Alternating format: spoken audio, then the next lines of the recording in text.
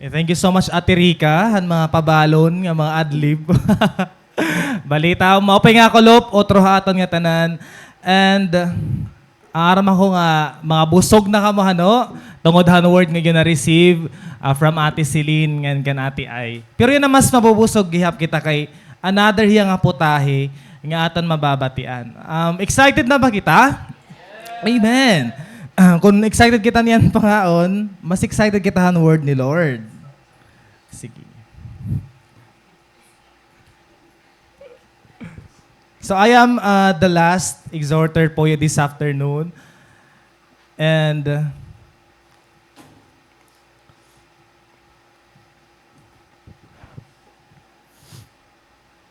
it's an honor, mga bugtuan, to stand before you right now as the last servant nga maghatag ha iyon na encouragement.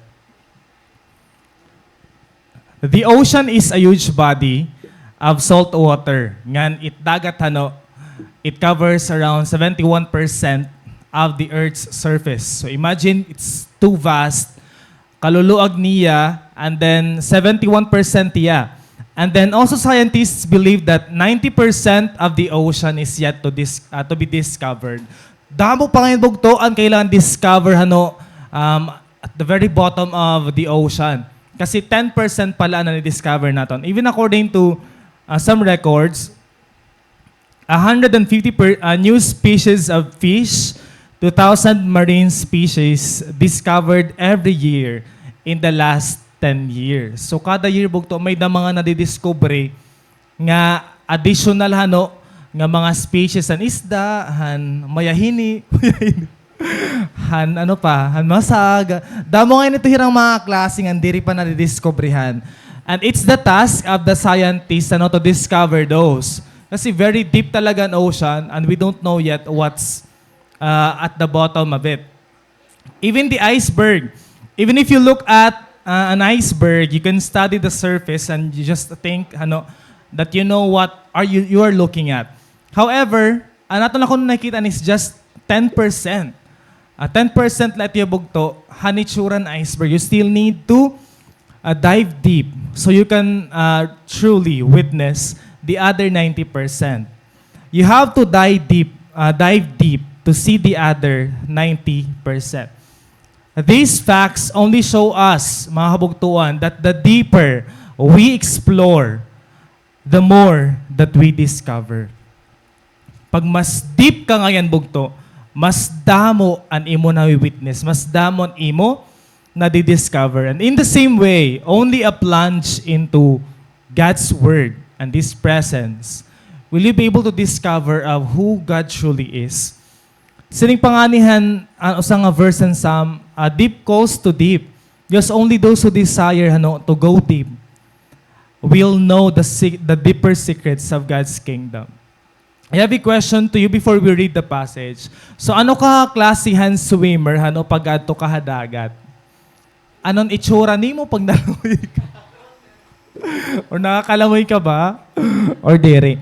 May di ba pakita iyo nga sample and picture kung ikaw ini ang mahilig lumangoy nga pahilarom like this one. Very skillful hira nga mga swimmer. Yan. Di ba ito na backflip, tapos ikaw natatabyahan ka na lahan tubig kay swimming pool damo nagisinugad-sugad hito. Tapos ikaw na pressure ka na. Di ba hino din yan madati sugad hini nagba-backflip pag nakarigo, di ba feeling ko mga calisthenics magdati. Kaya Mikey, di ba? Nauna anti yan ni kaya Mikey pag na-plunge ya. And hino pa din magdati mga lumangoy, di ba? Ito nga nakakatuha ilarom. Okay, Christian. Daw, sample daw. Sample daw. Okay, praise God. Han mga skillful natin nga mahabog to na paglangoy because they are deeper. Di ba? They go deeper. Or ikaw ba ang sugad hadi? Di ba? Oo. Tamang kapyut lang. Di ba? Ate Alain, for example. Balita. May daghihapon na nadala haligid ko no, tapos basta happy lahiya, matunluban layan tubig. Enough day to iya. Hinon didian sugad hito. Dapat mag-aram kita lumangoy para direkit masugad hini, di ba? balita.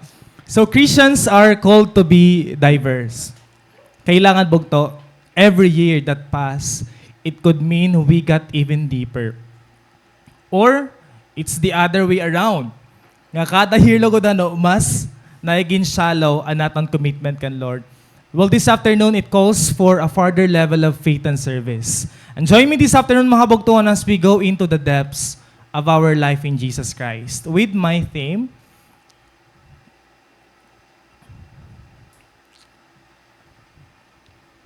so this is the theme of my exhortation.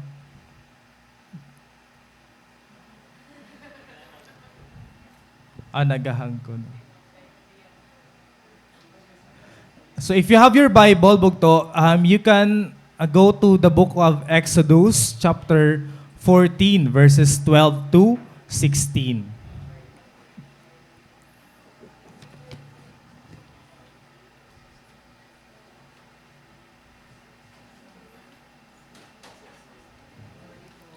Sige, let's read. I-reveal ko na lang title yun. Inagahan ko, no? The title is Diving into the Deep, that is found in the book of Exodus, chapter 14, verses 12 to 16.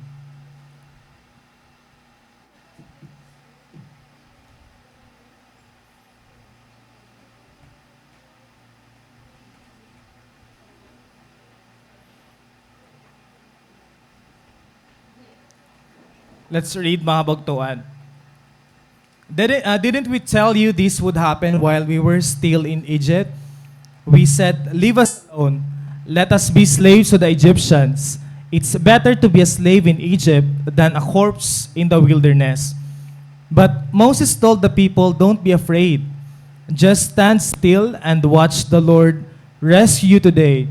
The Egyptians you see today will never be seen again. The Lord Himself will fight for you. Just stay calm. Then the Lord said to Moses, Why are you crying out to me? Tell the people to get moving. So that ends our passage this afternoon. Exodus 14 narrates the deliverance of the Israelites at the Red Sea. We know the story, mahabugtuan. Ansya ni an time kundiin gin-deliver an mga Israelites out of Egypt because that was also the time that God promised to deliver them to attain and to get the promised land. The Hebrew people were finally escaping Pharaoh and leaving the pyramids behind. And since naharden ang kasing-kasing ni Pharaoh, hini na time, this was a good opportunity to trap the Israelites because they were surrounded by the sea. It's either they have to swim or they need to fight back the Egyptians. So, duduwalan ira option. And thus, para kan Pharaoh, it was an opportunity to attack them. Imagine, there were 600 nga chariots and nag-gather to attack the Israelites. Now, Israel was afraid and cried out to the Lord because they knew nga diri nira kaya. Nasaling panganira, kaya mo kuno kami kakatuha wilderness. Mas daw ba kuno to ang lubnganan kaysa Egypt? Mas okay lod ko na Egypt kay mas mag-upay ito ang mga graves. Does it mean that we have to be buried to die here in the wilderness? So they started to grumble. It only means that ini nga mga Israelites, they didn't want to pass through the depths of the Red Sea. Second is, they wanted to die as slaves sa Egypt. Third, they didn't want the promised land. Ikaw pat, they wanted to stay. How wasted land, Lord. So dako, inihiya nga challenge sa ira. Because even their hearts would tell them, makuri ig-follow an instruction ni Lord. Because all we can see is the Red Sea. How can we pass through it? And kan natin silin nga ni kanina, di ba, word which is na sobra kaupay, and passage was about to cross the Jordan River. This one is how they could cross the Red Sea. Nga since kalalarom ito ora-ora. And thus, let's try to answer the question, what avoids us from going deep? Ano ang rason bugtok kay ano? Diri kita lumalalim. Kaya ano diri ta pailarom. We only have three reasons of this. The first one is, it's because of the convenience. Kasi gusto naton convenient.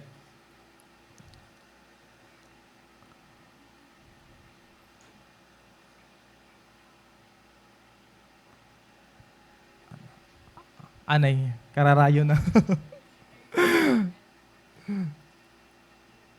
Ay, dadto.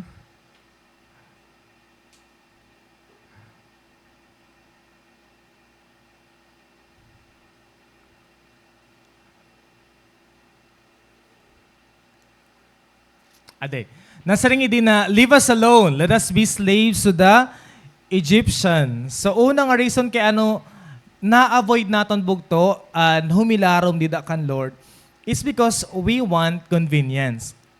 May dakabasang kay nga close ka mo pero diri ka mo nag-i-story about mga deep things. 'Di ba? You would consider yourselves nga very close kam pero wara ito nga mga deep things about life, wara pag-open up an imutro nga inaabat at the very bottom of your heart. Gusto mo tumangin sa ito, kung waray ito bugto, may daka mo intimacy pero waray good relationship. I-intimate la ka mo pero waray relationship. Ito nga nagkikita la kam randomly, di ba? Hagawas, for example, nagkita lang mo gawas. Hala, di ka makatbalogan ka na. Agawas kita. So, dito. Or once a year la ka mo na nagkikita bugto. Well, if you have that kind of relationship, intimate ka mo pero waray ito relationship, di ba? In the other way, Lord, gusto niya, you would do it differently. Gusto ang Ginoo nga intentional ka. Gusto ang Ginoo nga magsiserve ka iya nga may sacrifice. An usa na reason bugto kay ano waray kita growth, kay ano diri deep anaton relationship kan Lord is waray sacrifice. Okay? Waray nangyari na sacrifice. It's true. When I read a certain statement sa nga book, nasa rin dito. There is no growth because there is no sacrifice. Waray growth. Okay, waray depth. Hanaton pangalagad kan Lord kasi we don't do something that would cost us. And then, also other than that, waray cost haimo kasi in the first place, waray hiya value. But you are not willing to sacrifice kasi para imo, di man talaga ito worthy nga butang para mag-commit kan sacrifice. Ang siya madali laha aton bugto, magbuliw ngan magbaya. When we serve God, bugto, if we are too convenient and not too obedient, that only means that God has no value at all. Kasi we don't commit sacrifices para iya. So, if you are too convenient yan yung pangalagad kan Lord bugto, maybe God has no value haimo.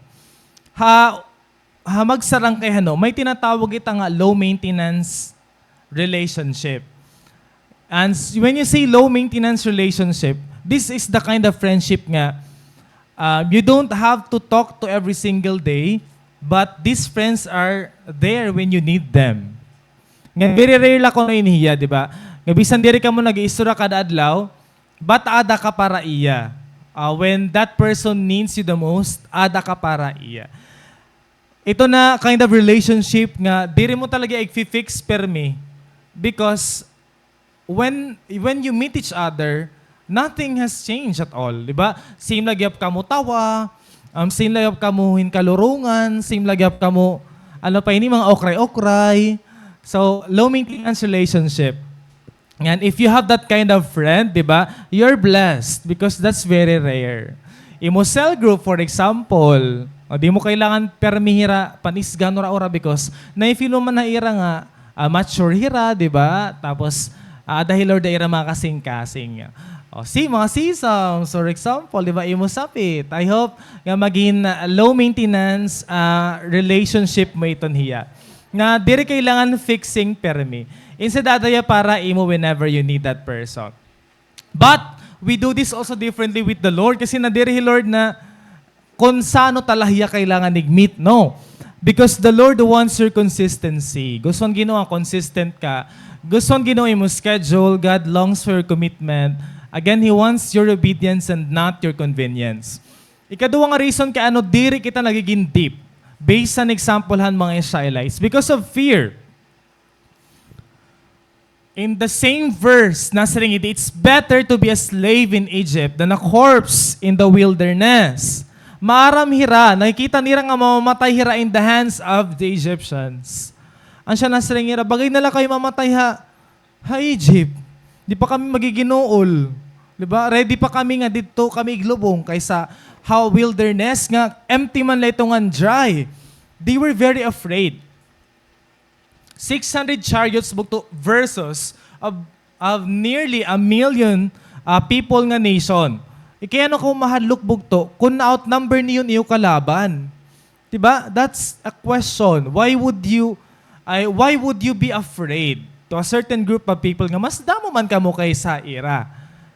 You would get the answer.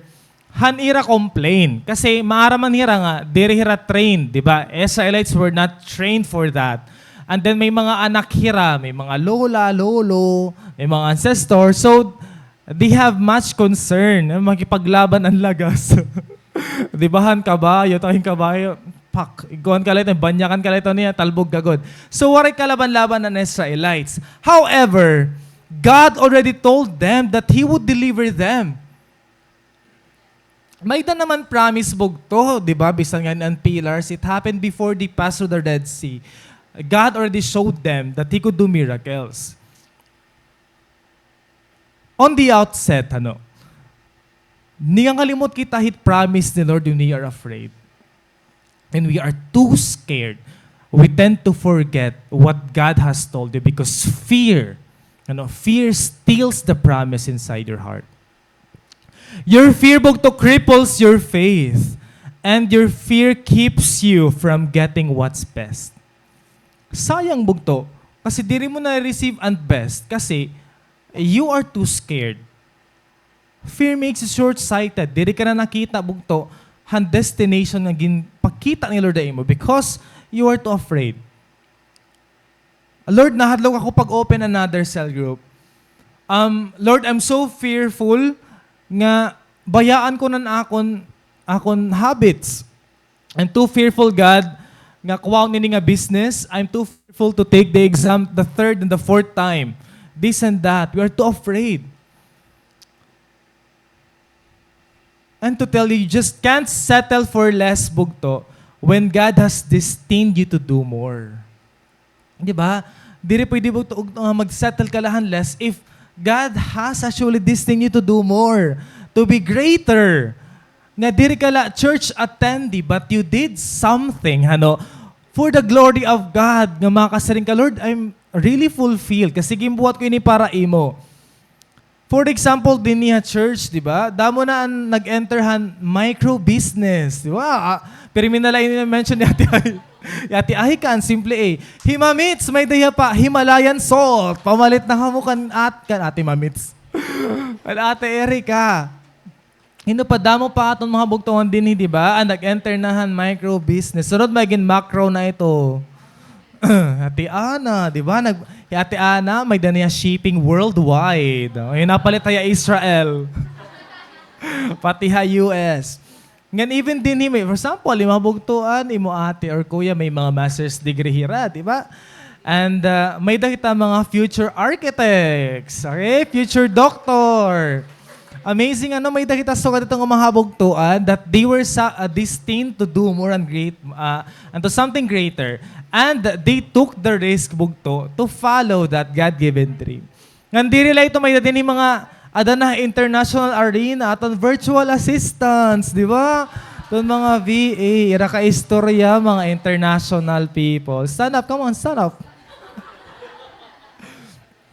Praise God. You see, diri ka man required bugto nga magbuhat o sa nga dako nga butang. But God has put a seed in your heart that you have to water it down para mag-bloom hiya. It's a dream maging interest ni Lord haimo. Ang dream han Israelites bugto is to have their own land and God has given it. Ang ira nila is just to receive it. But they were too afraid to get that. And lastly, perfectionist bugto, ini nga mga Israelites. Ala, na-reveal na yun. Ano? Amen. Happy ba itiya, Diding? Amen. Happy nga ninihiya. Nga quote. Adila. So don't settle for good when God has destined you for great. So mas dako man ngayon ang planong Ginoo mo ta sa dakalaha ito nga dida. Sa naman verse 12. Didn't we tell you this would happen while we were still in Egypt? Di ba kumbaga, ang mga isa nasa naman nila, di ba ginya ka na mo na imo Moses? Di rin nga na kita makatabok. They actually remembered what they told to Moses. Ano siya nga, nasa nga na, di ba nasa rin pa ako ay mag-feel kita Moses? Na ano ka? Perfectionist rabog to. They want nga bisan na ira pagtabok, okay latanan. Diba? May light, may pagkaon, ano pa, hindi rin mapaso ora-ora. They want that kind of deliverance. Danay suwag kita bugto, we don't give room for failures. Like, masingita nga, Lord, di ba nasa ako yung mag-fail daw ako hini? So, nadiri na buhaton niya kaya nag-fail na ako. Nadira kito mga sinimba ito nga church, kaya daman mga failure ng mga members. Wala, iday perfect. Ka. Amazing ka. Perfection is not the goal. Tanan kita may tendency to commit failures. Ansya na sa ring, di ba? Ginasay natin nga passage ni ate, prayer and fasting, 1 Peter 4, that love covers a multitude of sins. Kasi only love would cover someone's lapses. Kung waray gugma bugto, permi kita mag-renant. And so, choose to show up your imperfections. Kung narong grammar ka, it's fine, di ba? Damo na rong grammar din eh. O kung otro na lai mo ba, do okay la ito bugto. Kung napansin nira nga, hala Wednesday, Sunday, o salaan mo ba, do okay la ito hiya. Kaya ansya man lang talagang may dakita, unless maghatag hira, di ba? Parawat, galalot ito hiya. Kung beginner ka pala, it's fine. Kung wari ka buro baklo, kaya wari ka man baklo, panorami mo sapit, di ba? It's fine. Ngayon, kung nakaon ka kakulop kay bisan fasting, bawi yan na, di ba? Bawi kayo yan na. Because you're just doing fine. In this Facebook to, you are not condemned. You are loved. Kapag isiring man mo sapit, mahal pa rin kita kahit imperfect ka. Oh, di ba? Imperfect hiya. Hala, may nanliliparo. Mahal kita kahit imperfect ka. Ay, dito. Balitawan siya ito, love lang kita, bisan may mga imperfections. Diba? Di man kita mga perfect halay. Ano ang sekreto bugto para maging deep kita rida kan Lord?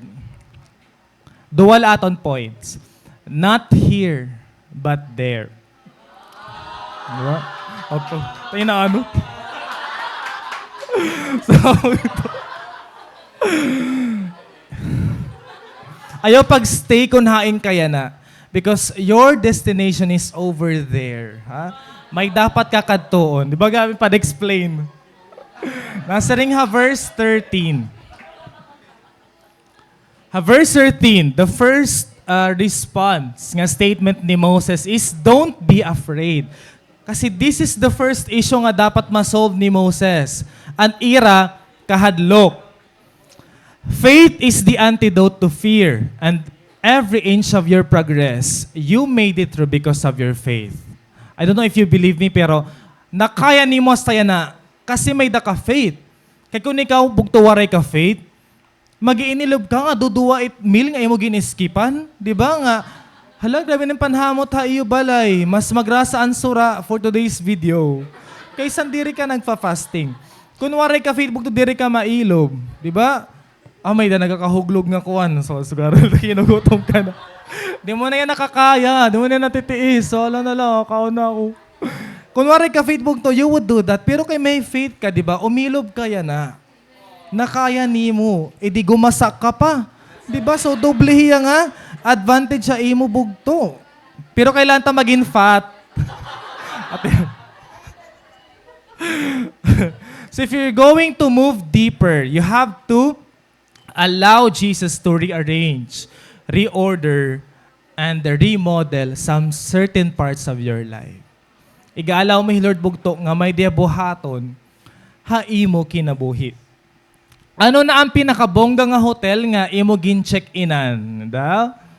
Ano na? Oh, like Atirika Summit Hotel, di ba? Sana all Atirika Summit Hotel. Hino pa din hiye. Hinakato na Ironwood. Ano pa mga hotel nga iba? GV? Ala, nagkikita pa ng mga taga-GV. Balita ano pa? Hotel de Fedes, di ba? Din pa? XYZ. Ano pa? Hotel. O yung open ko, no? Grabe. 5-star ko na talaga at Novo. Kung nakato ka na bugto ito nga mga mag-upay nga mga hotel, ito first nga rule bugto is you have to get the access to a room. May access ka sa nga room, pero waray ka access sa iba nga rooms, di ba? May danabay to time nga nagsinulod-sulod ka lahan, iba-iba nga room. Ada ka 309, pero bet mo ang 308, nagsinulod-sulod ka dito. Di ba, waray ka sa imo access is just a room 309. Bawal ito bugto. Tapos kung nada ka ito nga room, after ni mo, ma-check out ka na, dapat waray ka iba-ibahon dito. Bisan arrangement, same la, di ba? Ano pa? Ayaw pag pinandara. Bayan nagpinandara ka rito. Ulunan. Han oven, di ba? Han sudlay. Pinandara ito sudlay. Han remote, han TV, may nakadara na hito. So, bawal ito bugto, di ba? Kasi dapat as is lahiya. Ang salat dapat talaga ni mo ibahon nito dito. Kaya diri man itiya panibalay. Dito pwede masering ka, huy, pasuda daw ako dito. Anes, balay ko iniya. Diri bugto kasi it's just a guest room. When we have accepted the Lord Jesus Christ, bugto, oftentimes we treat Him that way. We give Him the entryway, but we don't give Him the full access. May dala certain parts na ginaalaw naton nga labtanhan Ginoo, pero diri tanan. You are making Him the guest room and not the homeowner. Kung ikaw bugto, ang imo pagkita kan Lord is the homeowner, then you would allow Him to break you, to mold you, to correct you, to make you the person that He wants you to be. Kasi kung homeowner ka, bisan anong room, di ba? May the right. Nga na di pa, you can remodel, you can restructure. Is Jesus a homeowner bugto or guest lahiya para imo? Ginalaw mo ba bugto nga may tanggalon ha imo, may basagon ha imo, or may daay doon? Tanan kita, naagi kitahan mga storms. All of us are going through tough storms no one knows about. But there are Christians that are get blown over. May da naman na get back up. What's the difference? The difference is the root system. Importante ang roots. Kung deep ka nga Christian, deep it imo roots. How deep do your roots go? Because when you are not deeply rooted, you can be easily uprooted. Kung diri ka deeply rooted, bugto, madali-dali ka la, matanggalhan ka away. Nasaling panganian quote, adina, all shallow roots must be uprooted because they are not deep enough to sustain you. Anything bugto, nga shallow, doesn't help you at all. They must be uprooted because they are not deep enough to sustain you. Ay danay, pag maluya-luya kita nasa nito, hala, wala entrance sa bodega, wala entrance fee. Nakausa nga kahon, ano pa, diri ka nakatbalogan kasi nagkukos na yan pain. So makato ka ha Paris, sakato ka ha sa Guadinila. Kaya yaman na ora-ora. Parisan. Ganda na pag diri ka deeply rooted, so what din it imo pag-respond ha mga tao. Sugod na di ba? Sample, puffer fish ka. Oh. Ang siya ni pag nagusuro simba ka. At kain, waka-waka ka na. Naging makaradlok ka na. Actually, pag diri kita deeply rooted, pag diri kita deep nga Christian, madala kita magsuga dito, diri na kita nakakadel, diri na kita nauugay, di ba? Diri na kita na naayak na naton sa leader, kay pagyakan mo, masing ka na ito dayon na era. Iba na. O, danay naman sugad ka hadi, di ba? May da ka istorya, matawa-tawa ka, di ba? Sa ito, okay ka kay na-attend ka sa group. At ako'y worry no. Di ka na para atin na. Sukot ka rito. Pag i-send mo verse, bugto na resist ka na. Ang siya importante, nga, deep dapat kita. Kaya pag naabot nga net storm, di ba, may remember mo ang ginyakan ng Ginoo mo. You would know that everything that you go through is just for your own good. Na waray nangyari imo kinabuhi, nga waray ano umagi kan Lord. Everything is permitted because they would serve something best for you. Danay aton roots invisible. Gan kailangan invisible iya. You have to be deeply rooted because roots provide stability in the storm. It mga deep nga Christians, they don't care if they ever get noticed. They don't care if they do not publicize their seeking. Kasi ang ira roots invisible. And this is true. Nakabasa ako na sa Raymond. We don't know that inside the church, ang diri pa naton kilala, ang diri pa known nga ngaran naton, niya pang pinaka-deep. Kasi we don't notice his or her private life. They don't need to publicize it. Deep Christians don't care if they get noticed. Again, the first one is, ayaw pag-stay kung haing kala. You must have the initiative. Take part bugto, do something, nga makag-move forward ka. Because you have a promise. May the promise bugto. May the maopay nga future. And siya, move forward. And the last point that we have this afternoon, this is just too short. So not around, but through. Nasiring man na verse 15. Then the Lord said to Moses, "Why are you crying out to me? Tell the people to get moving." Kiwa ka mo. Ay, ang pag-inukoy dida, kaya danan mga kaaway. Diba? You have to get moving. Oftentimes, faith isn't about standing still. It's about moving forward. Because nothing else is left, but you have to go forward. Nga dapat may ginihimo kita, dapat nagkikiwa kita bugto. Dapat pa abante kita diri pa atras.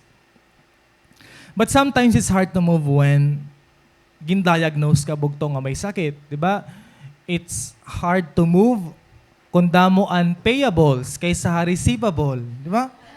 Dapat kailangan baydan. Gutelat ato na receive. You have a cell member who refuses to do the right thing. You observe nothing good is happening in your life. It's hard to move. But that's when God has to work it out. Ano siya ito ang time makailangan bugto? He Lord na an mag-move. Diri. Diri lugudan imo faith and masishaken. But it's God is going to move. It's like God is telling you, I didn't bring you out just to take you back.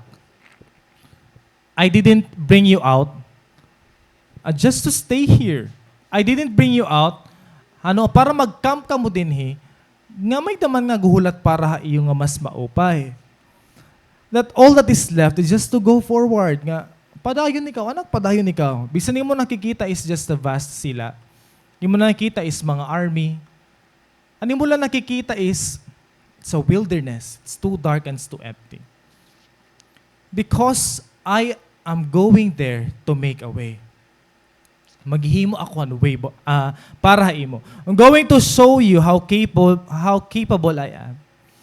I'm going to show you how I do make things possible even if they are impossible.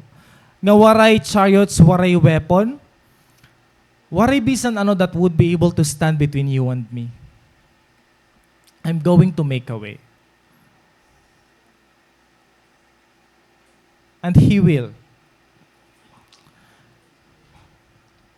God didn't remove the Red Sea. He opened it. Just because God hasn't removed your problem, doesn't mean He won't provide a way through it. May mga problema nga recurring hiya. Di ba? Ulit-ulit, diri hiya na ko-conquer, diri pa ginaalaw ni Lord nga diri mo hiya agihan. It's because He wants to show you that He is going to provide a way out. You just need bugto to obey the Lord. Lord, diri problematic about hanimo family problems. He also is not worried about your finances. Ngan diri Lord nag-overthink kuno ni papakaon na imo. So, why we should be? Diba? Kung maaram kita nga Lord, may daman niya talaga ways, how to make you survive. How to bring you through to whatever your situation is. Diri ni Lord kailangan tanggalon ang Red Sea. Kaya diri talaga ito matatanggal. Pero Lord, an amazing because He is making a way. May da permi solution kan Lord. And as a conclusion, this is how deep looks like. Nasa rin Hebrews 11. Then after Moses grew up, his fate made him refuse to be called the king's grandson. He chose to be mistreated with God's people instead of having the good time that sin could bring for a little while. Instead, bugto, that they would go around the Red Sea. Ngayon, they have to go through it para ma-realize nila that it's really God who is going to rescue them. Nganan glory is dira ira. Aadalago da para kan Lord. And Moses' life is a testament ta aton bugto. Nga ang pinaka-the best na klaseng kinabuhi is dire and permi ka may good time which can be done in just for a little while. It's only when you choose to be mistreated with God's people. It's only when you join the church, bugto, in committing the vision, in committing the mission nga mahita kita. The only life na worthy to live, is an imo kinabuhi that you have surrendered to God for a cost. When can we say that we have went deeper? When we stopped parasailing and we started scuba diving. Di ba? Kasi parasailing, tamang hangin-hangin ka la, di ba? Ito nga, may nataktak na dito. Doon KMJ sa ito nagpa-parasailera. Gina-enjoy ni mo on surface. But it's when God is actually calling you to go deeper. Pag scuba dive na bugto. Because you are meant to go down there. And this is the time that we should decide something. Why we must go deep? It's because the enemy has been planning something for you. Diri lang ang bugto ang Ginoo may plano ha imo. Ang kaaway man nga may plano man tiha imo nasi I have plans for you. May tabog to. The enemy is about to divide your cell group.